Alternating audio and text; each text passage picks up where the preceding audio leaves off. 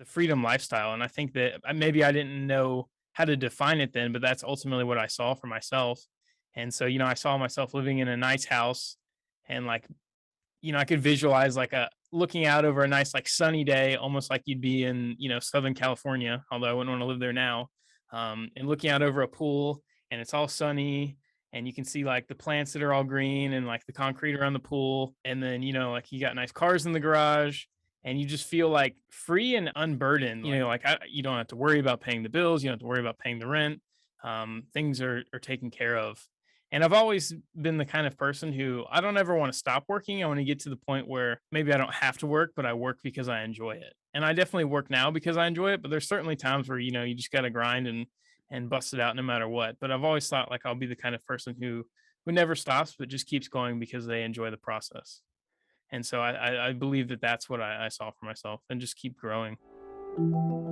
With no limitations, what does your perfect day look like? What if it's possible to live like that every day? Would you wake up after 9 a.m, have perfect health, maybe fire your boss, have the money and freedom to do what you love most? The world is your oyster. Where would you be? Who would you be with?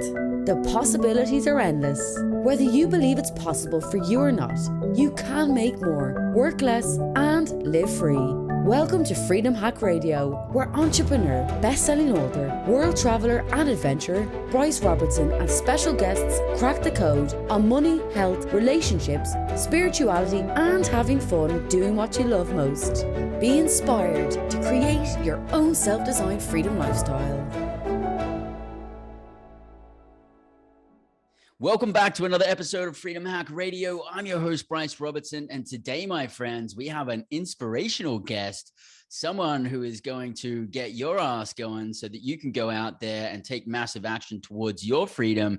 And he is Mr. Nolan Freeland.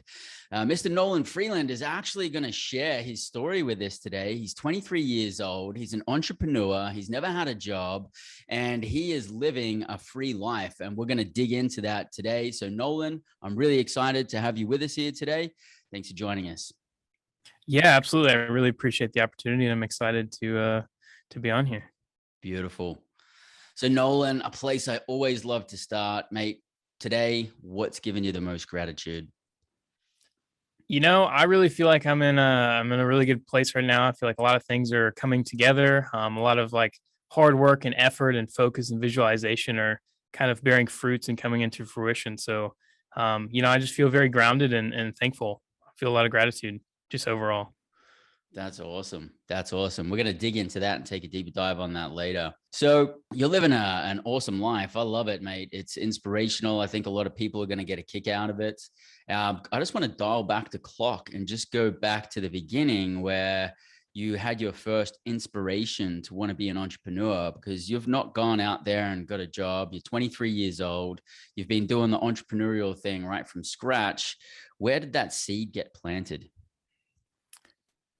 Well, I mean, to really go back into it, it really kind of, I guess, started in high school or maybe even before. And I guess originally it just started because the only thing I knew was that I didn't want to go to college. I never saw that as something that interested me or benefited me, even though, it's kind of like the thing that everyone does and they tell you should do. But I just didn't feel like there was anything there for me. And so I began to look and explore other ways to build a life and create success without having a piece of paper that basically gives you permission to go out and do, whatever you're supposed to do. And then, through that, I kind of just began to meet and connect with people. Like one of my friends growing up, his dad owns a pretty successful company here in the Asheville area. And so he was kind of like a mentor-ish to me. And I just kind of began to see that success in owning a business and that kind of thing was possible and it was real. And like, you didn't need permission from anyone or a piece of paper. You could actually create your own way without having to get a job.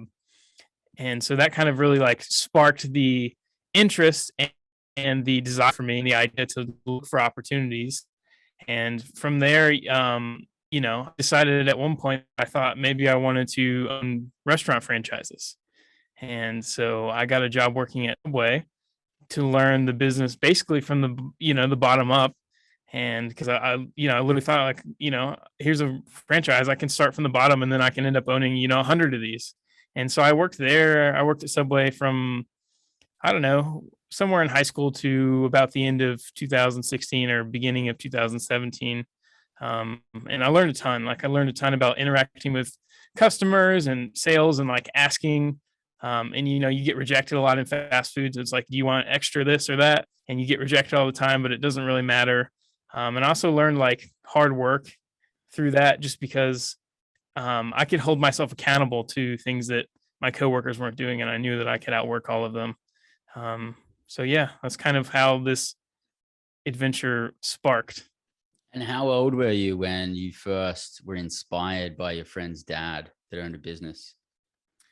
I want to say it was probably maybe my freshman year of high school, so 14 or 15. Okay, and you never looked back. That's awesome. So then, after Subway, what happened? What happened next? Yeah, so pretty soon I realized that the restaurant thing, it wasn't for me. It wasn't what I wanted to pursue. I was very glad that I went there and I learned that. And like I said, I learned a ton of skills that I still, I think, use to this day. But soon I just realized that it wasn't big enough to me. It wasn't fulfilling. And so I began to look for other opportunities, and really focus on that. And, I guess in a way, like I was actually just manifesting things. And I started to think like, well, I don't want it bad enough if I'm not doing this, this, and this. And so like I read a ton of books, I was reading podcasts, I was listening to YouTube videos, and just like, trying to become exactly what I wanted. And I didn't exactly know what all that looked like, but I was just literally doing everything I could to, um, you know, get closer to what I was trying to get closer to. And I don't think at the time I really had an idea of what that was. But when you don't know what to do, just do something. And so while working at Subway, I actually met this guy who used to come in and he drove a van that said "I buy homes" on the side with big orange letters. He would come in every now and then, and I would kind of talk to him and shoot the shit with him. And then I finally got up the courage to like sit down and ask him, like, basically for an opportunity for guidance. And he introduced me to a guy named Rodrigo, who's a pretty active investor here in the single family space in Asheville. And he said, I know that he's tried to, help people get started before and none of it's worked out, but here's his phone number. Give him a call and call him today.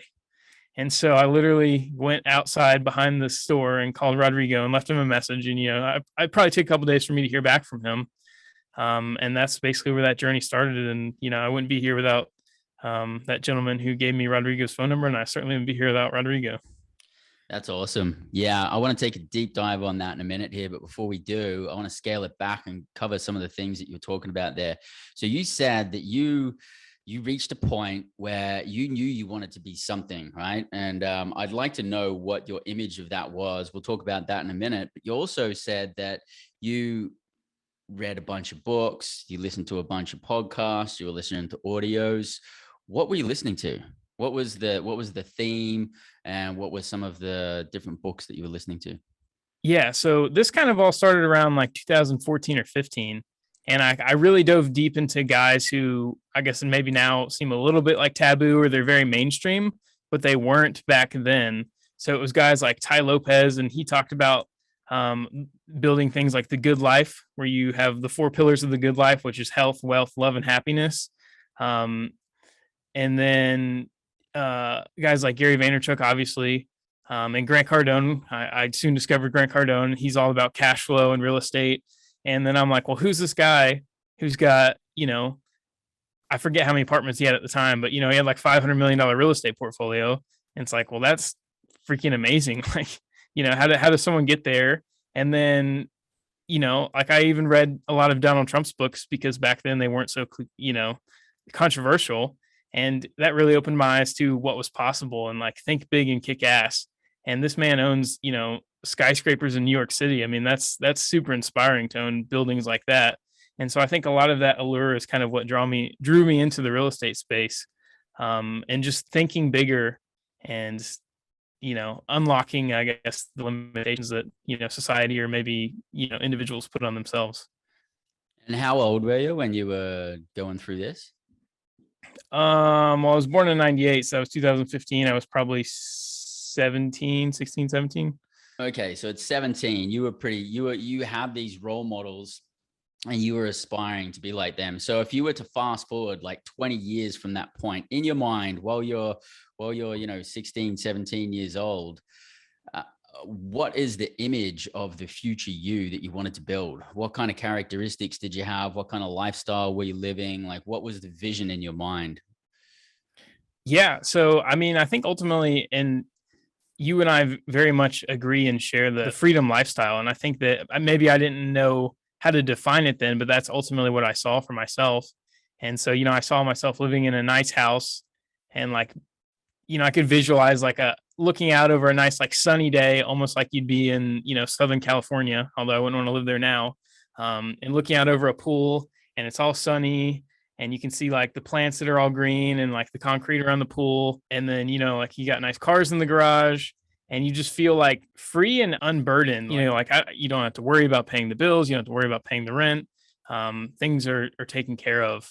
And I've always been the kind of person who I don't ever want to stop working. I want to get to the point where maybe I don't have to work, but I work because I enjoy it. And I definitely work now because I enjoy it. But there's certainly times where, you just got to grind and bust it out no matter what. But I've always thought like I'll be the kind of person who never stops, but just keeps going because they enjoy the process. And so I believe that that's what I saw for myself and just keep growing. Awesome. That's great, man. That's so cool to have that kind of mindset. And also you tapped into reality, or at least you were tapped into reality then, and you are still now, because I see it, that hard work is required to live this life of freedom and to live free. You want all of these awesome things in life. It's in exchange for something, exchange for responsibilities, in exchange for hard effort or something like that. And I think that's something that's an area where I think a lot of millennials have a really cool mindset of, hey, I can do this. I can be whatever I want to be. The world's my oyster, and that's good. I think that's really, really cool. But I think there's also a false sense that comes with a lot of people that are your age, that they think, yeah, man, I'm going to be a multi-millionaire, billionaire. I'm going to do this, do all of this. I'm going to change the world with a foundation that's going to save everybody. But they're not willing to put the work in. They're not even willing to take the first step. And so that's a really, really big key piece. Something that I've seen really heavily in you over the years is that you really, really drive and you grind hard and you take on challenges. And that's really awesome. And that's definitely been needed. So Rodrigo, he was the guy that basically sounds like you started things off with. So what happened there? Yeah. I mean, basically, we just set up a time to meet and talk. And, that grew into me coming in usually in the mornings before I'd have to go to Subway. So I think at the time I graduated high school in 2016. So this was after I graduated high school. So I was basically working 40 hours a week, between 35 and 40 hours a week at Subway. Because I definitely didn't want to be there, but I knew that it was worth just being patient and sticking it out while I worked on something else. And so, I got to the point with Rodrigo where I would come in every morning before work. Usually I go into Subway around like 10:30. So I'd come in the mornings when I had time and he was available. And I would just start cold calling phone numbers, asking people to buy their houses. And this was at 18 years old. And Rodrigo, primarily his business plan back then was he was a wholesaler. And he's been, one of the dominant wholesalers in Asheville for years and years and years now at this point. Do you want to quickly explain wholesaling for those who may not understand what it is? Yeah, for sure. So I guess the basic concept behind wholesaling is, let's say Bryce has a house and he's selling it for $100,000. And I go to him and I say, okay, I'll buy your house for $100,000. And then I go to another person, let's say you, the listener, and I say, I got this house. It's a great deal. It needs some work, but I think on the market, if everything was perfect, it'd be worth, let's say, $200,000. But I'll sell it to you for 110. And so I don't actually sell it to them. I assign them my interest in the contract, i.e., let's say, Nolan Freeland agrees to buy Bryce Robertson's house. Well, I cross out my name and I write your name where my name is. And then I make that $10,000 difference in between the 100 and 110, and you get to sell it for the 200. Beautiful. Okay. So you're cold calling and you're trying to nail down some wholesale deals with Rodrigo. You come in. Yeah, exactly. And so again, I would do this anytime I could get a chance. I would just come in and I was hungry and I hated every bit of it because there's almost nothing worse than cold calling. But I just knew that there was an opportunity there, and I just stuck it out and I persisted. And honestly, like I look back now, like it was so hard, and I didn't have a lot of confidence, and I'm still obviously building up my confidence now. But like it was very hard for me to get on the phone and talk to strangers, and I also didn't have so much belief. Like, who am I, some 18-year-old kid who works at Subway, to be calling these people, telling them I have a cash offer for their house? Like, I've never seen $80,000. Like, how am I supposed to show up at these appointments and walk through these houses with these people and I don't even know what I'm looking at? Like, I don't know, how much does this kitchen cost to redo? How do I know how much to even offer these people? Like, there was such a learning curve there, and I just had to stick it out and believe and persist. And a great thing that I learned through working with Rodrigo is he was always very good at just pushing me off the deep end, and I would either learn to sink or swim. And I mean, I guess I'm here talking to you today because I ultimately learned how to swim. And I certainly, sunk underwater a few times, but ultimately made my way back up. But yeah, I mean, I cold called for like 6 or 8 months for free. Not that I was looking to get paid. I was just looking to prove myself and look for an opportunity. But any chance I got, I would come in and just hit the phones. And that eventually opened up to, a part-time position that was paid with him, because he saw my value and believed that we can grow together. Did you guys sit down and have some kind of goal where Rodrigo said, hey, Nolan, you need a cold call, blah, blah, blah. The target is this, and then you're going to get to live this kind of life? Like, did you get that deep in your conversations, or was it just more like you knew that you wanted to be wholesaling and in real estate and this was an opportunity, so you were just willing to just go for it and, figure out the details later? Yeah. So I never, ever, ever wanted to be involved in flipping and wholesaling. And I knew that even the day that I met Rodrigo. But I was always very much interested in buy and hold real estate and cash flow and appreciation and a lot of the things that you and I do now, but I didn't know how to get there.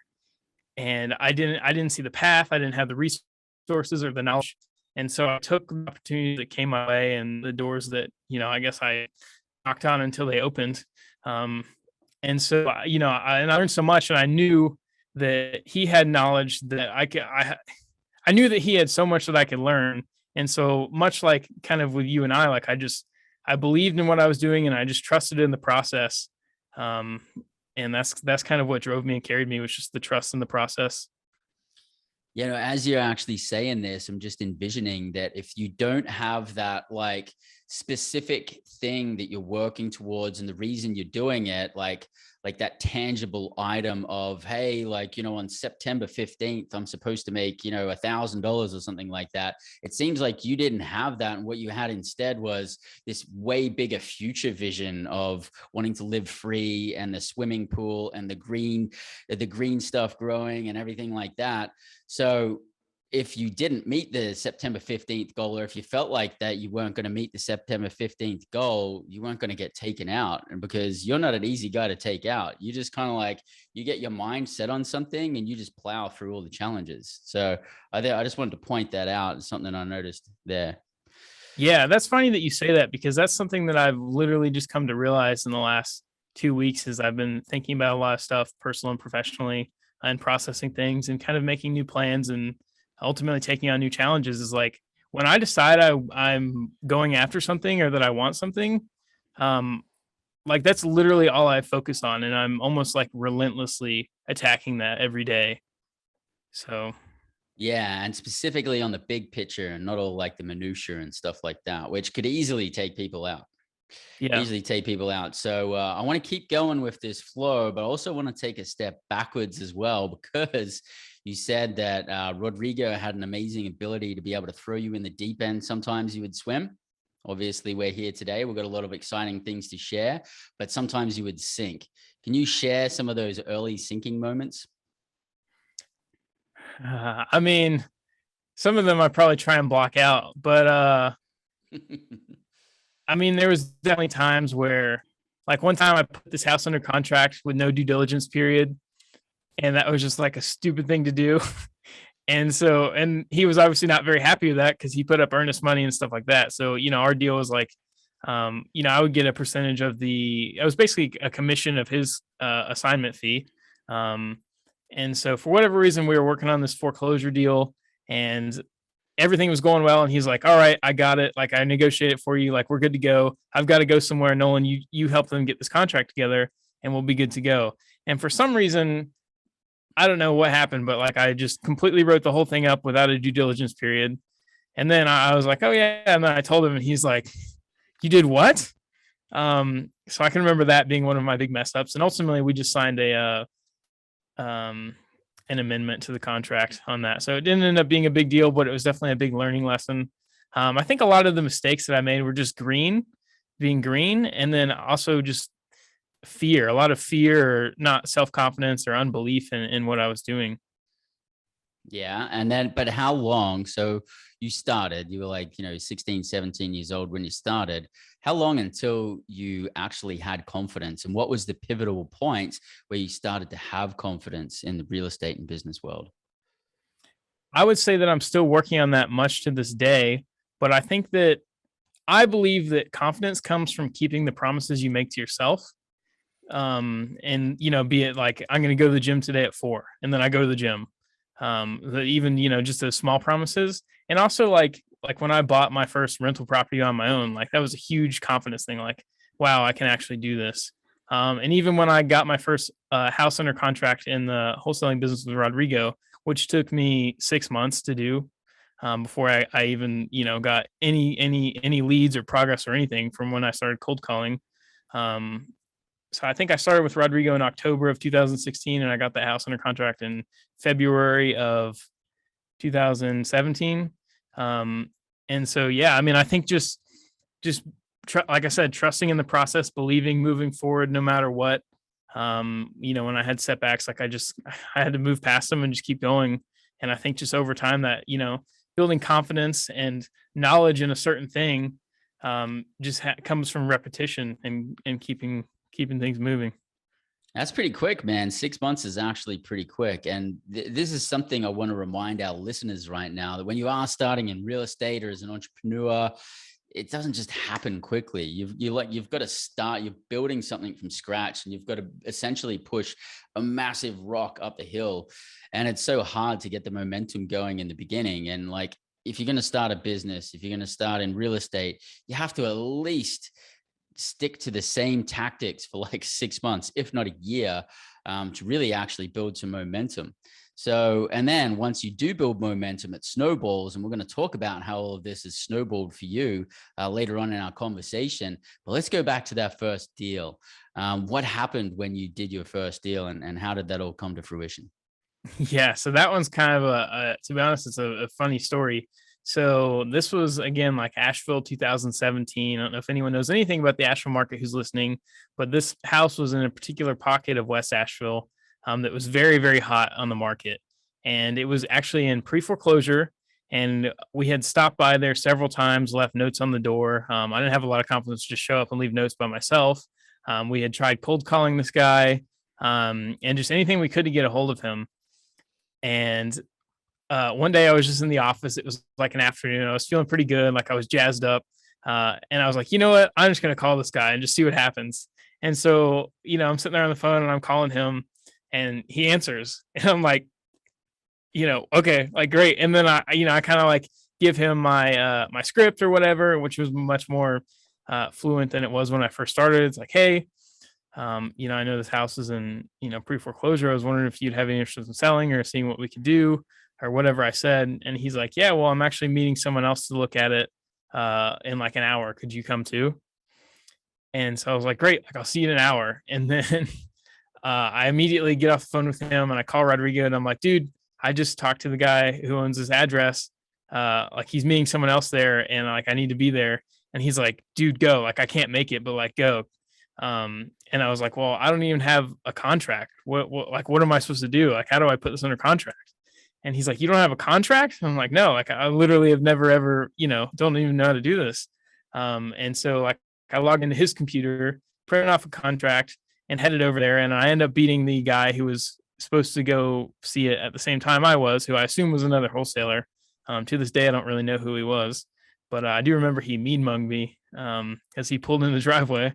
But I got there and I was like walking through the house and talking to the guy, and then looked at everything, and then the other guy showed up and he walked through the house, and I guess he made an offer and left. And so I think the payoff on the house was like 66 or 60,000, and the guy made an offer of payoff plus 20,000, I believe is what it was, and then he left. And so I was still there. I waited on the other guy as he walked through the house and did his own thing. And I go back in. And I was like, "Well, would you do that same deal with me?" And he's like, I'm like, "Okay, well, how about payoff plus 23,000 or 25,000 or something?" I just, like, I don't know why I threw those numbers out there. And he's like, "Okay, deal." And so we're filling out the contract. It's the North Carolina Form T2T or whatever. It's like 12 pages, standard, realtor contract. And I'm literally shaking as I'm writing this contract because I'm so nervous. Like, if you looked at my writing, it's like zigzags. And we sign it and do the whole thing. And so, yeah, and then it was kind of a bit of a race against time for the foreclosure proceedings and everything like that. But I believe that Rodrigo ended up making somewhere around like 60 or 70,000 on that deal, which is just crazy. So Nice. So Rodrigo was pretty happy with it, because you're probably thinking, man, I hope I'm not screwing Rodrigo over by doing like, extra $3,000 to $5,000. Oh yeah, I was so nervous because like, I don't know, like, what if that doesn't work? And then, it was definitely very scary. Did you have an inspection period on that one? Yeah, we did. Okay, good. Okay, and then how long did it take to get to where you put it under contract? And then how long did it take until you guys got paid? Well, wholesaling is pretty quick, obviously. One thing Rodrigo did teach me is like anything that you do today in real estate, you probably won't see the payoff of that for at least 90 days. And so I've always had the long-term patience mindset, but obviously with wholesaling, it's pretty quick because you're doing cash transactions. So you don't need a financing period. So you're kind of in and out of deals as far as a wholesaler goes within 30 days. And so that one was somewhere in that time period.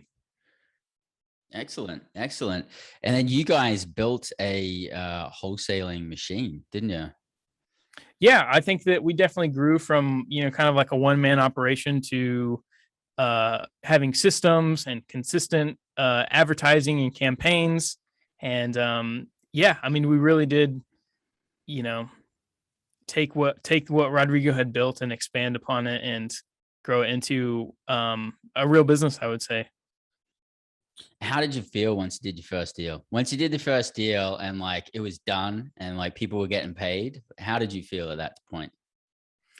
I felt on top of the world, and then another part of me was like, man, is this it? Like, I did all that work and like this is it. Like I'm hungry for more.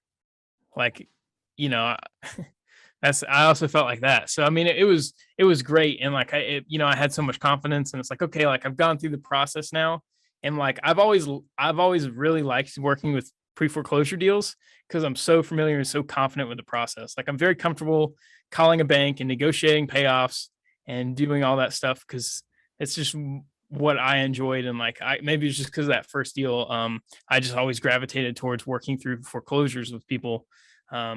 As far as the majority of the assignments that we did. And so, yeah, I mean, like, again, it was a huge confidence boost. It was super exciting. It was exhilarating. And I also just left kind of hungry and almost a little bit unfulfilled in a sense. Okay. Hungry for more. What's next? What's bigger? Yeah, exactly. The entrepreneur's mindset. But that's not all you and Rodrigo did. You guys also had other ventures as well. You guys started Asheville Real Estate News. You want to touch on that for us? Yeah. So I guess ultimately things really took off for me in 2017. Kind of went establishing, got my feet under myself, and going back to, Bryce saying that 6 months is not too long to do my first deal. You're absolutely right. I've been very fortunate in every circumstance where I walk in and have someone ahead of me and they kind of, open their door and give me their tools and their network. So I am able to cut down that timeline for success. And so, yeah, Rodrigo and I, for some reason, had the idea to do a podcast. It ultimately came from him, and he was doing it on just like a webcam and kind of editing himself and just mashing it up. And then I was kind of like, dude, I think I could help you with that. And so, I actually built the RSS feed for distributing the podcast and got us out online, started editing the videos and producing a lot of the content. And then, for the most part, for the ceiling of Asheville in the small area, like we built a pretty decent following and listenership of the podcast, and just talked about real estate and had conversations with interesting people, and was able to connect with people like you, Bryce, and big developers in the area. And we've done a couple of episodes with Asheville's mayor. So yeah, it was almost more of a opportunity for us to meet people and connect with people that we wouldn't have a reason to otherwise, rather than to have a podcast and produce content. Sure. And at the same time, you've got to get outside of your comfort zone to be able to hold space to do that too, being on video, recording people on video, you got to be on point. Has that been a growth exercise for you, Asheville Real Estate News? Yeah, for sure. I've learned a ton about, just media and production and filming and that side of things. And then I also obviously learned about, presenting on camera and speaking confidently. I try and cut my ums and likes out of what I say, a lot of that stuff. So yeah, it's definitely made me aware of just, what goes into being presentable. Beautiful, man. So, you were saying when you did your first deal, you're about 17 years old. I was 18. Sorry, 18 years old. And that was 2017. And that was around about the same time that we met. I think it was like the end of 2017, early 2018 or something like that. Yeah. And I was speaking at a real estate event. And you were actually there, part of the film crew. And you were this young, fresh looking guy who looked like you just came straight off Wall Street. You looked very young, but you also looked very confident. Like there's a look in your eye, like this dude knows something. And I was really appealed to it. And then I had to come over to you. You mic'd me up. I got all mic'd up and everything like that. And I'm like, I'm gonna freaking talk to this guy later. And so then I ended up talking to you, and I found out that you already had a small mobile home park. You were a real estate investor. And I was like, dude, we got to talk more. And I remember being really impressed. And I remember just going, yeah, I see something in this guy. I want to see where this thing can go. And you definitely left a good impression on me. I've never actually heard from you what it was like when you first met me. Do you want to share that? Yeah. So my first memory of you is actually, I think, a little before that that weekend seminar that you spoke at. There was a panel at the RIA group about mobile home investing. And this is the first time I've ever seen you. You had like a blue blazer on and maybe some dark jeans, and you had some like black wingtips on, and the shorter beard then. And then you had obviously the Australian accent. I'm like, well, who's this good looking Australian dude talking about like mobile home parks? I've never seen this guy before. And that was my first, introduction to you. And I was obviously very impressed, and, definitely wanted to know more about you as well. And then after that was that seminar that you spoke at. And I definitely, that was great because I got to be in the seminar but not pay for it because I was helping film it. And so I was very interested in hearing you speak and learning from you. And through the things I did with Rodrigo, I always cherry picked rentals out of a lot of the wholesale deals that he had. And as part of that, it was a lot of mobile homes and some smaller, like 4 or 5 unit parks and stuff like that. And so I naturally always gravitated towards mobile homes, actually, even before I met Rodrigo, because it always just seemed like an easy entrance point into bigger deals and cash flow. Because I might not be able to buy a $200,000 house at 18, but I can buy a $5,000 mobile home and rent it out and make $300, after I pay my lot rent or whatever. And so I've always was intrigued in looking for that business model. And so, yeah, I was just always very curious on what you had to say. Awesome. And then, so at the time, you own a small mobile home park. You've already dipped your toes in the water. You've been doing wholesale deals. You've got Asheville Real Estate News with Rodrigo. How did you transition into the mobile home park space? Yeah. So also as part of what I did with Rodrigo is I soon transitioned into managing all of his rentals. So, I was like 18 or 19 years old, and I was managing a rental portfolio of like 20 to 30 units. And I learned a ton doing that as well, screening tenants and leasing and handling complaints and all of that stuff. And so, I almost think that maybe probably the best and number one thing I did learn from working with Rodrigo was the management of the rentals. And that obviously gave me the confidence to pursue my own rentals and the knowledge and the background behind that to not get into trouble.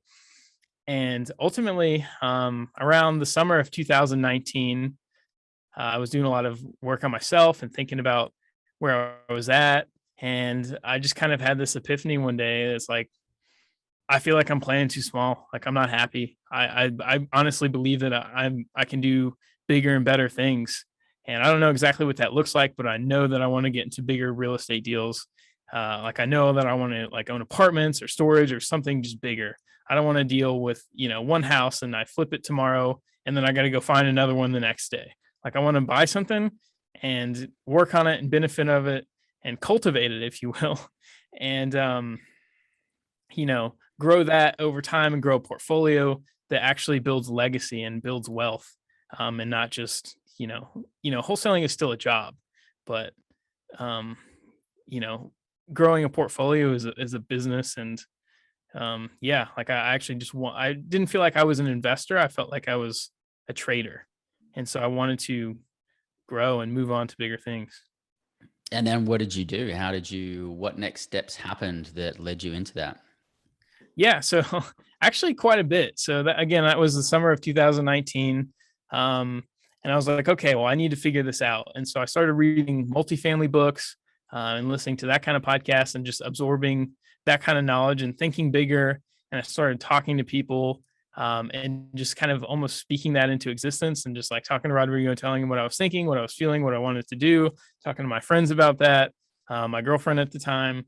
And I knew that actually you had invited us to go to a seminar weekend in Atlanta, Georgia, to see JT Fox speak. And I knew that I was going to see you on that. And so I was actually very excited to talk to you about parks and getting involved in bigger deals and stuff. And so in that weekend, it was just nothing but encouragement and like, think bigger and you can do it and that kind of stuff. And you and I actually drove all the way back home from Atlanta and had plenty of time to talk about that. And, that was really, I think, where I really got to know you on a different level. And so like, ultimately, like I knew that we had that weekend coming up with you. And I was like, I would just wanted to talk to you and get your advice and your opinion on how to move into bigger deals. And, at the time I never thought that we'd end up where we are now. But I just knew that, I had to absorb your knowledge and information. And then after that, you and like literally within like a week or a month or something, you and Reed Goosens taught the syndication seminar. And so it was just kind of like one thing after another. It's like, okay, I'm on the right track. Like, this is what I'm feeling. Bam, ton of encouragement from you. Bam, ton of information, knowledge, and encouragement from you and Reed and the syndication stuff. And it's just like, success doesn't have a key. It's a combination. I just felt like I was finally just getting these combinations, and moving forward. Excellent. Okay. And then what happened after that? You're taking courses, you're getting like all these confirmations. Yeah. And then I feel like, you just kind of like open the door to the possibility that you would be interested in working on some stuff together or looking at some deals, and that you were, willing to help and lend your knowledge and time. And so I started just looking at deals and reaching out to brokers and just trying to get involved in the space. And then, I just remember early 2020, like I was looking at deals and, we spent quite a bit of time on the phone talking about different deals. And then basically all of 2020, I just spent learning and fighting and pushing obstacles that everyone fought in 2020 and just kind of believing and pushing for what I wanted. And so, yeah, Rodrigo and I officially parted ways in a, still in a good relationship in June of 2020, because he decided that he didn't want to pursue the multifamily stuff. He was happy with the business that he had and content with where he was at and wanted to grow what he had built. And he didn't want to hold me back. Ultimately, I feel like I didn't fit inside of his dreams. And so I had to go out and pursue and fulfill my own dreams. And so we parted ways in June of 2020. And again, I still kept looking at deals and communicating with you and just pushing and just being hungry and trying and reaching out to different mentors and people and seeking guidance. And keep in mind, I didn't have income from ultimately June of 2020 to May of 2021. So, I went 11 months without making a dollar and just pushing and fighting, and just kind of just keep, rolling that boulder uphill. looking at deals. And then, I think around December of 2020, you and I were like, okay, like we're pretty serious. Like we started looking at deals more seriously and underwriting, a lot more precisely and making offers together. And so, yeah, that's kind of how it snowballed into things. Yeah. And at that point, I think we'd known each other for about 3 years. And like I said, when I first met you, I was definitely impressed. I'm like, hey, who's this dude? There's something about him. He's not like your normal, like 17, 18-year-old guys. There's something that he's really driven. He's got purpose and he's got knowledge and he's determined. And then it just kind of started as I love to see that. I'm an educator in the real estate space. I help a lot of people become financially free or write books. We've got this podcast. I do live events. I've got online courses as well. So I love helping people. And the reason I do that is because I live an amazing life. I used to be trapped in the W-2 job path. I did that for about 17, 20 years. Now I live free. I want to share that with other people. And every now and then there's some people that just stand out that are like, they're ready, like everybody says they're ready. So many people come to me and they're like, man, take me to the next level. I want to be like you. I want to do this. I want to rinse and repeat what you're doing. Show me how to do it. I'm ready to rock and roll. And then I'll throw a couple of challenges at them or throw a couple of tasks their way, and then they fail. And then most people do. And I suppose it's just human nature. But every now and then someone comes through, someone such as yourself, where they really, when they say they want to go to the next level, they really mean it. And they're actually really ready to do what they need to do to get to the next level. So with you and me, it really started out as I just wanted to kind of like help you in whatever path you wanted. And you had the courage to come to me and ask me for things. And you were bold enough to just come up and ask me for advice about this or dig deeper on questions. And you were coming to my classes and everything like that. So when you and Rodrigo wanted to get into the multifamily and mobile home park space, it really was just like, hey, I want to hook these guys up and I want to see them succeed. And I want to see them get their first either multifamily apartments or mobile home park. Because at that time you were kind of like, hey, either of those would work for us. We just want to do big deals and scale. And so really it just started off as kind of like, hey, I just kept throwing stuff at you guys. And you just kept like jumping through the hoops and digging it and going deeper and asking more questions. And then it got to the point where Rodrigo had decided, hey, he's going to stick in single family. That's totally his gig. That's what he wants to do.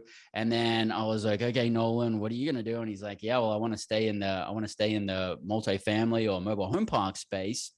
And I just thought, man, like this guy is ready to rock and roll. I don't want him to miss out on this opportunity. So then you and I started working a lot closely together, and you started like evaluating deal after deal after deal after deal after deal. And we went through a lot of deals, and you'd learn a lot through that process. Yeah. And I'd known you for years, and I got to a point where I'm just like, man, this guy's like, time after time, every challenge I throw him, everything that I throw his way, he's dedicated, and it's kind of like when we hire an employee, it's my belief that in the first, definitely in the first 6 weeks, you'll know the true colors of who they are.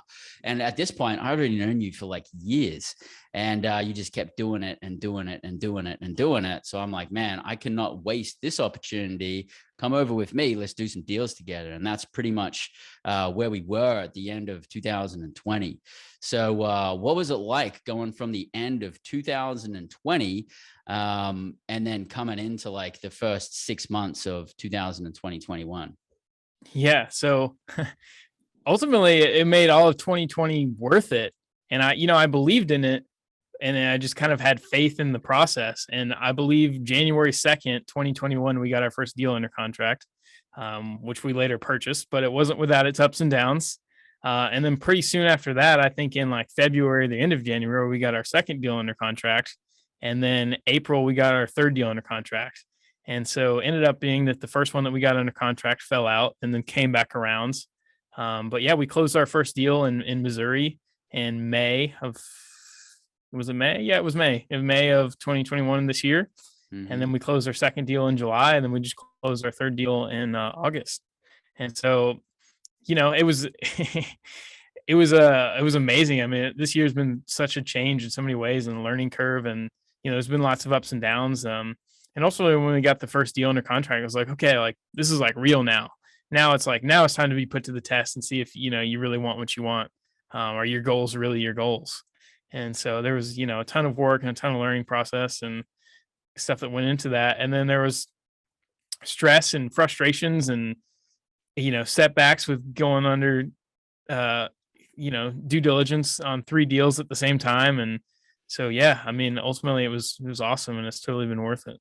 Yeah, and then from what was it like March? When did we close on that first deal together? Was it March? It was May, early May, mid-May. May, June, July, then so what was it like, 3 months or something like that? In a 3-month period, we closed on like 3 deals, and you just increased your portfolio by about 6 million under Yeah. management. And so like, but before that, you had like 12 months of I'm not even getting paid.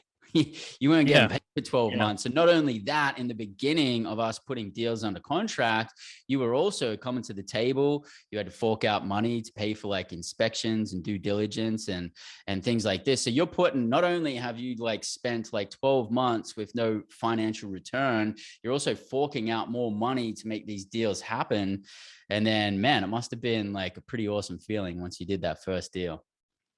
Yeah, and like, I mean, it was hard going, almost 12 months without making a dollar. And like literally, like I was going on job interviews trying to see like maybe I should get a job. Like not that I want to stop doing this, but like I don't know how much longer I can survive. Like I believe in this, but like I need to eat. I can't just keep paying my rent on credit cards and moving forward like that. So you didn't have like certainty of all of these things that were going to happen, and you actually had to fork out some money in the beginning. Even after you had 12 months of not getting paid, you had to dig even deeper and fork out some additional money for inspections and due diligence and paying for the process, getting towards putting our first deal across the finish line. And there was no guarantees, there was no certainties that the deal was going to work out, and you had to throw more chips at it to get going. What was that like for you? And then where did you get that money from if you hadn't had like 12 months of income? Yeah. So funny story actually. Um I'm a pretty big watch enthusiast. I follow the hobby and like we're almost like watch nerds about it. Like I'm part of the Carolina Watch Club and stuff like that. And so in 2018, I truly believe that I manifested this too. I ended up Rolexes right now, the Rolex market is extremely hot. It's really hard to get your hands on the right watches. And so I just at one point decided that I wanted to find this one particular watch. Its nickname is the Hulk. It's green. The model number is 116610LV. And so I called the Rolex dealer in Spartanburg. I was like, hey, like I know this is a shot in the dark. Do you have this watch? And she's like, let me check. And they go back in the safe and they check. And she's like, let me call the owner and make sure it's not spoken for. And it wasn't. And I literally drove down there that day and bought it. And again, this was, I think, August of 2018. And I paid $9,090 for it. And I was 19 at the time. And the only reason I spent that kind of money on a watch is because I knew as soon as I walked out of the store that it was worth $2,000 to $3,000 more than I paid for it. So it wasn't like I was just wasting money or spending money. Like I knew that I wasn't going to lose money on it. And so I ended up wearing that watch every day for like 2 years or so. And when we got our first deal under contract, I knew it was time to sell because I didn't have the money to fund our due diligence and go through and pay for all that. And so I ended up selling that watch in January of 2021 for about $16,500 when I paid $9,000 for it. And, I used a lot of that money to also help me, pay my bills, but I put a ton of it, almost all of it, into earnest money and deals and funding due diligence costs and surveys and everything like that. And so, yeah, I ultimately turned, $9,000 into like 6 million. Well, that's awesome. That's awesome. This is just like the chain of entrepreneurial events. That's great, man. So yeah, we did like $6 million worth of deals in a couple of month period. I think that's massively changed your life, not only from a financial perspective, but also from like a day-to-day perspective, because you went from you added an extra $6 million worth of portfolio of management. to your daily task. So what was it like to just go boom, close on the first deal, the second deal, the third deal? And then our deals, the way we do them, they involve quite a lot of construction, quite a lot of moving parts. We take massive action in a very short period of time so that we can massively crank up our net operating income and provide large returns to our investors.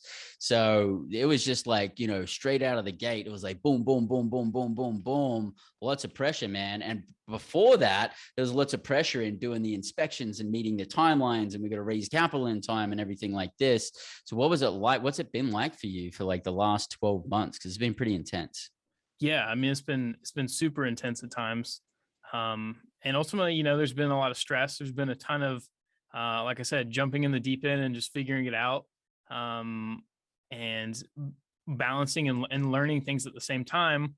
When it's it's been difficult to be the expert and the authority in some cases when I don't actually have the confidence to back that up. And then just I've also felt a lot of imposter syndrome this year.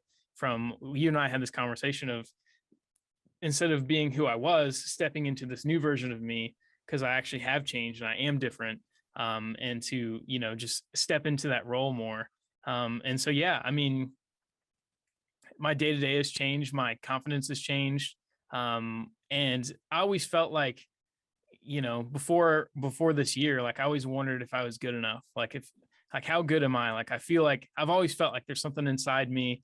And like I've always felt like, like I hate to say this is not an egotistical statement, but it's like I've always felt like there was something special about me, and that I was meant for like big things. And so, but I also at the same time wondered, because I'd never actually done anything on my own. Like I've always kind of been in like Rodrigo's shadow, or just kind of like worked behind the scenes, and never actually built or created anything from my own. And so I always wondered if I was good enough, and I never really had that assurance or that feeling that I was, or that I could do it, until this year. That's awesome. That's awesome. And I'm glad to be a part of that, man. It's awesome to watch you grow too. And you're growing very quickly, and I love it. And I think you and I, we have a similar thing in our core, is like, I don't think that's egotistical at all. I had that same thing growing up, and as a young adult, I just knew that I was going to do big things. I just knew that some of the things around me, they were cool, but they weren't gonna make the cut for me to be like fully stoked, and that I had Yeah. to do bigger things, and I had to travel the world, and had to do big things entrepreneurially. And then when my wife and I decided to really knuckle down in the entrepreneurial world, we knew that we were going to do something big, but we kind of like got a little bit distracted in the beginning. And I started leaning towards single family home deals, wholesale and fix and flip deals. And we started working on a few, but it just never really, it wasn't enough to get me like super, super excited. I liked the financial reward side of things, but I Yeah. wasn't really super excited about anything in between. But then the concept of mobile home parks, and I can do something like way bigger. I can have, tens of tenants in one property, or hundreds or thousands of tenants under the one umbrella. That got me really, really excited. And interestingly, I busted my chops working in the single family space, and I didn't really have that much success. But once I decided that I was going to take action in the mobile home park space, it was like 3 months, and then boom, first deal under contract, ready to rock and roll. And it's just been like that ever since. And I think that's something that you and me share. And I don't at all think it's egotistical. I think it's just you being truthful with yourself, where you're just like, hey, I know that there's something bigger burning inside me, and I've got to go out there and do it. And that's actually something that I like to leave with all of our listeners too, something to sit on, something to meditate on, that if you have that feeling inside you and you're not out there actually fulfilling that feeling and going for it, then you're going to be left disappointed. You're going to feel dissatisfied in your life. And, you've had to be a courageous man to get where you are today. Now you can sit here and go, yeah, man, $6 million in like, 3 to 6 months. And that's awesome. But you didn't have that assurity. You didn't have that certainty. Actually, in the beginning, when we put that first deal under contract, it seemed like, well, it's just going to be one deal under contract. We don't know when the second deal or third deal is going to come from. But then it was just like boom, boom, boom, boom.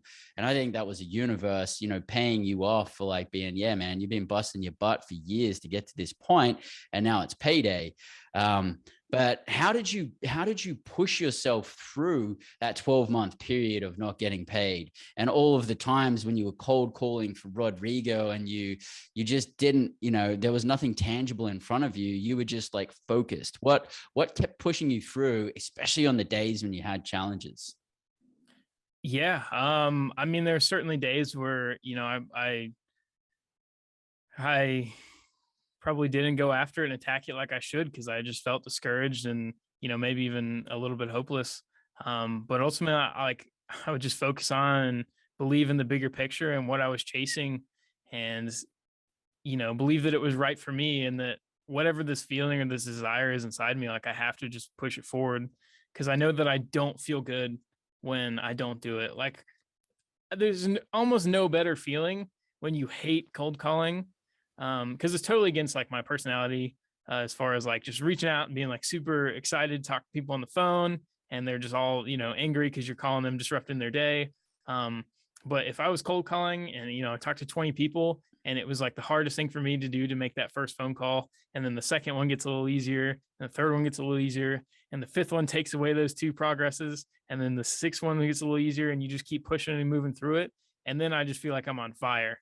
And it's like the best feeling like inside of my chest that I pushed and conquered something that I just had no desire to do, and there's literally nothing else I would rather not do than pick up the phone today. um and so I don't really know. I think I just had to dig deep and just keep pushing.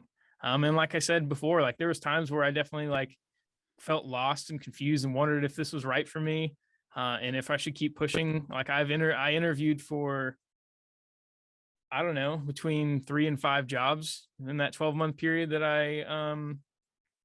I wasn't making any money. Because honestly, I didn't know what to do. Like I wondered if I should move to Charlotte and get a job down there. I drove to Charlotte and interviewed for a job. Like I was doing all this stuff, but ultimately nothing came through and nothing felt right. And I'm super thankful for that. But you know, I was just trying to figure it out, and I was pushing, and I knew what I believed in. I just kind of didn't know how to get there, and ultimately, I just had to trust in the process and have faith. So a lot of the challenges you've pushed through, how you've had to become a person that you weren't before. You've had to like cultivate new skills so that you could have skills that you never had before. Basically, you're creating yourself to be a new person. Obviously, that's benefited you in business. You've got an additional $6 million under management than you did, 6 months ago. That's growing. That's expanding. That's going to be massive. Another 12 months, we'll have you back on. We'll talk about how big that's expanded from there. But you've grown a lot in the last few years. Obviously, that's benefited you in business, but how else has that benefited you in your life? Have you seen that show up in the way that you communicate with your friends and family? How's that affected your health? Like, what other areas has it had a compounded effect into? Yeah. So, there was a time in that period where I wasn't making any money, and I was working from home almost every day throughout 2020, and it was rough. And luckily, I had an amazing girlfriend at the time, and she was there to support me, and was very always supportive of my dreams and never held me back and always encouraged me. But I just remember there were days where literally nothing felt like it was going right, and the only thing that I can control and like put my focus in and feel progress in was the gym. And so like I was just like crushing my workouts. And there was obviously days where I hated that and felt discouraged and probably didn't even go. But every time I went, like again, I felt that power and that accomplishment like in my chest of just going and knocking it out. And like literally like I focused on the only thing that I could control and just worked and put progress in it. And like so I was, in the gym all the time, and I've consistently worked out probably now for coming on 3 years. But it's just that like it almost more for my mental health than it has been for my physical health. And so yeah, I mean, I think I keep harping on it, but like literally the only thing that I could control at that time was my workout and my physical progress. And so I just put a ton of effort into going to the gym and working out, because I just felt a success and accomplishment in that area. And I think that helped me just not get so down and so discouraged, because in some areas I might have felt stalled out or hopeless, but in another area, like I just kept moving forward. And then, also with like relationships, like I've had to learn how to be more direct and how to um, be intentional about having conversations and bringing things up and speaking my mind instead of just sitting in the background and not, speaking out or, speaking what I feel or what I think. I've definitely been coming into myself as a leader, I believe, and really, you know, bringing out those new skills and moving to that position. Is that one of the things that you just never really like thought about in the beginning? Because a lot of this stuff is like, oh, I want to live this kind of life. I want to be like this. But then there's skills or tasks or things that we create that like I'm an author, and there's no way I ever thought that I was ever going to be an author. Like that was never on my radar. It kind of like just happened, and now it feels really right. But was that what it's been like with you with leadership? Were you just thinking like, man, this is like not something I was really thinking I was going to have to do? Yeah, I mean, I think it was maybe less not thinking that I have to do, but it was like, wow, like I didn't realize how much I was lacking in this area and how important it is for me to actually work on this and step up, and like how beneficial leadership skills really are. I mean, I feel like there's two skills that if anyone can work on, like they'll always be successful, and that's sales and leadership. Like if you have both of those, like you'll be unstoppable. But if you have one of the two, like you're always going to do well. Um, Hmm. and so, yeah, like I think I just never saw or realized like how much I needed to make up for my lack in some of those areas, or just kind of give myself permission to work on those. Awesome. And, as we grow on our path to entrepreneurship, there's always areas of our life where we have to we get in our own way and we have to get ourselves out of our own way. I know communication was big for me in the beginning. And then it was like controlling my emotions was another big thing for me. What's one of the biggest ways that you've had to get out of your own way to get to the next level as an entrepreneur?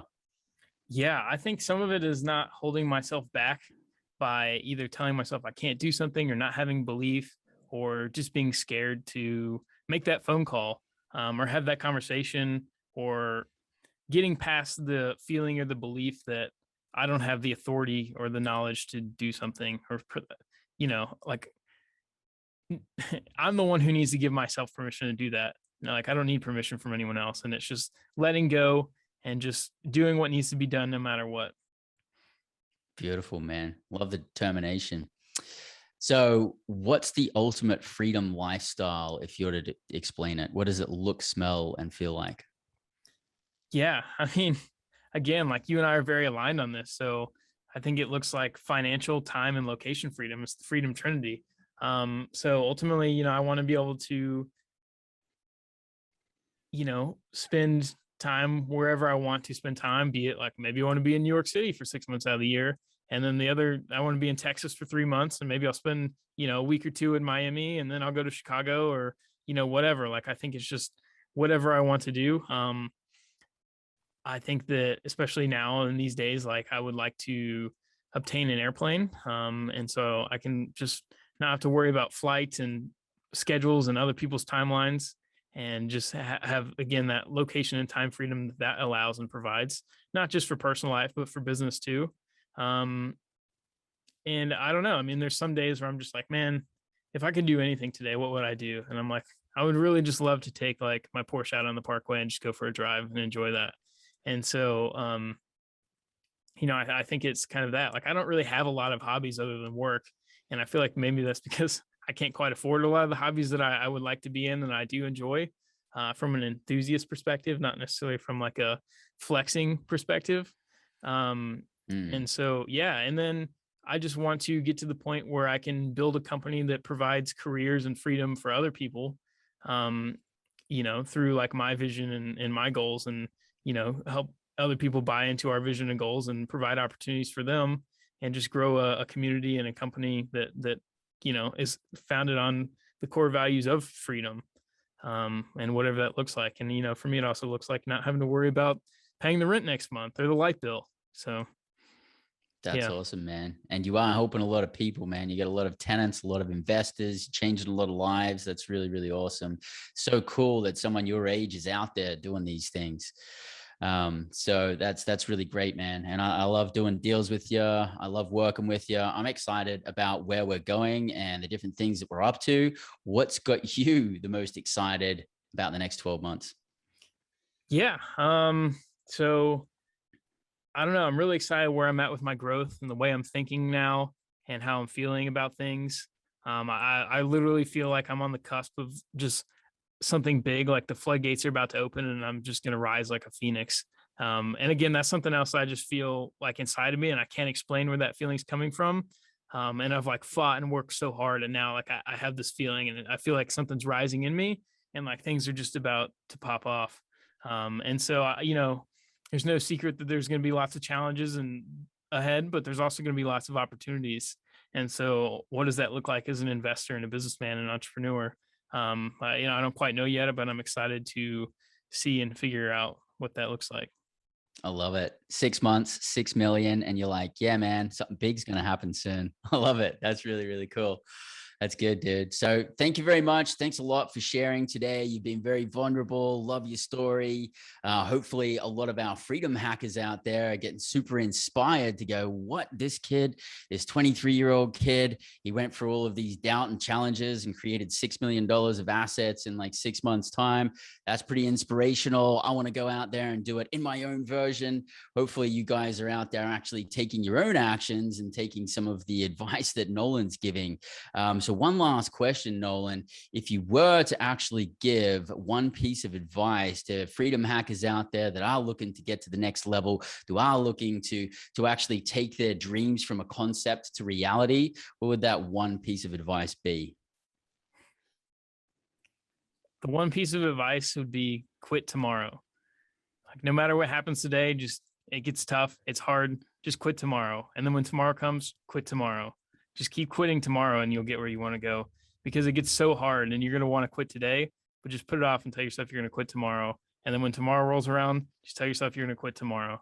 So that would be, I think, a lot of what I've been feeling lately. And I think that would be my advice. I know it's maybe a little funky, but just keep pushing.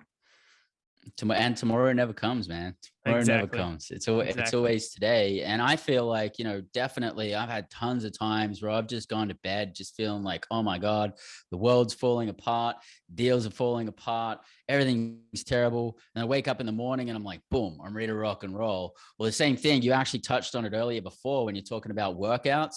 Man, I can be having the worst day, so much stress, so many things on my mind.